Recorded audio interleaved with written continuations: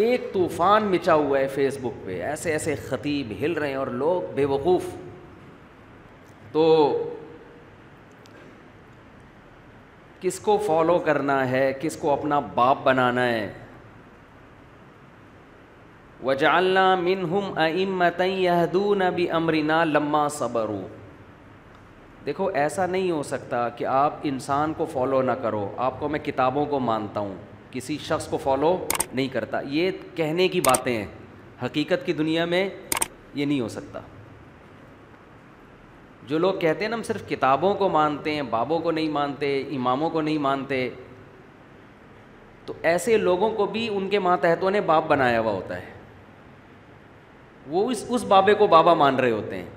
बाबे की डेफिनेशन क्या है? जिसको आप फॉलो करो वो आपका बाबा है, चाहे वो जवान हो चाहे वो बूढ़ा हो। जिसको आप फॉलो कर रहे हैं वो आपका क्या है? बाबा है। तो इंसान हमेशा इंसान को फॉलो करता आ रहा है, तभी तो अल्लाह ने पैगंबर भेजे ना, इंसान इनको फॉलो करो। ऐसे नहीं दे दिया कि किताबें दे के पैगंबर चले गए कि बस किताब को फॉलो करो। कभी भी ऐसा नहीं हुआ। हर पैगंबर किताब भी लाया और साथ साथ कहा कि इस किताब को समझने में फॉलो किसको करना है? मुझे।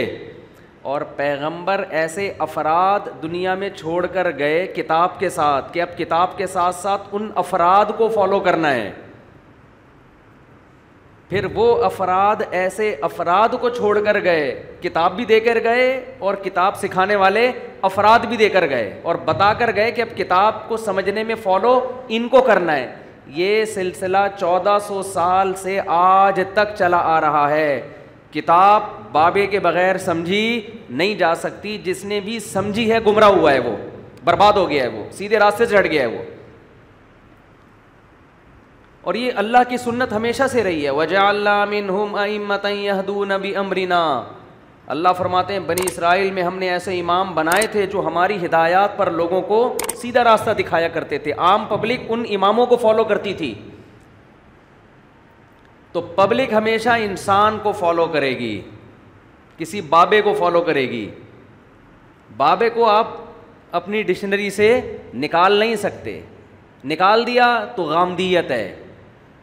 गामदी बगैर बाबे के कुरान को फॉलो करते हैं और इस्लामी तालीमात की ऐसी की तैसी कर दी। हज़रत ईसा अलैहिस्सलाम की हयात का इनकार कर दिया कि आसमानों पे ज़िंदा नहीं है, जो पूरी उम्मत का हमेशा से इजमाई मसला है। कादियानियों के बारे में कह दिया कि हम उनको काफिर नहीं कह सकते। घुमाने को बहुत चीज़ें घुमाई जा सकती। गैर इस्लामी रियासतों के बारे में कह दिया कि वहाँ जुमा नहीं होता, कि जुमा पढ़ाना हाकिम का काम है, इस्लामी हुकूमत का काम है। इन सब के जवाब में दे चुका हूँ। और पता नहीं क्या क्या किया है। क़िराअतों का इनकार कर दिया, बहुत सारी हदीसों का इनकार कर दिया, इसलिए कि अख्पल तरीके से कुरान को समझने की कोशिश की। ज़ल्लू व अज़ल्लू, खुद भी गुमराह और लोगों को भी गुमराह।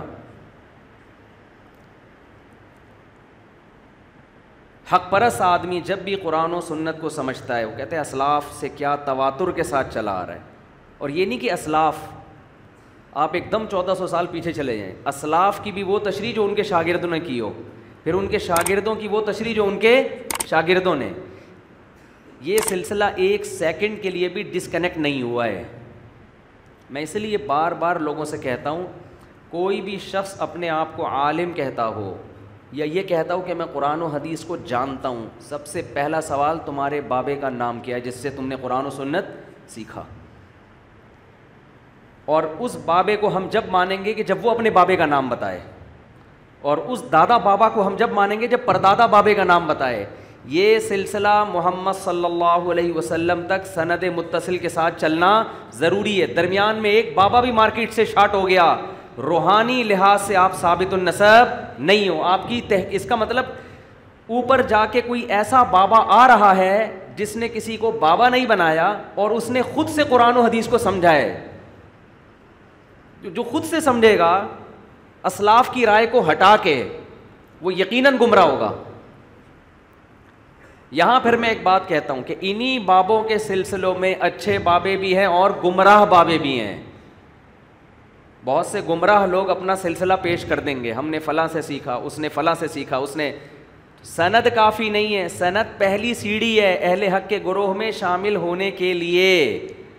इसके बाद भी कुछ शर्तें हैं, समझ रहे हो? इसके बाद भी कुछ शर्तें हैं। वो शर्तें ये कि ये सिलसिला भी अहले हक़ का हो, अहले बातिल का ना हो,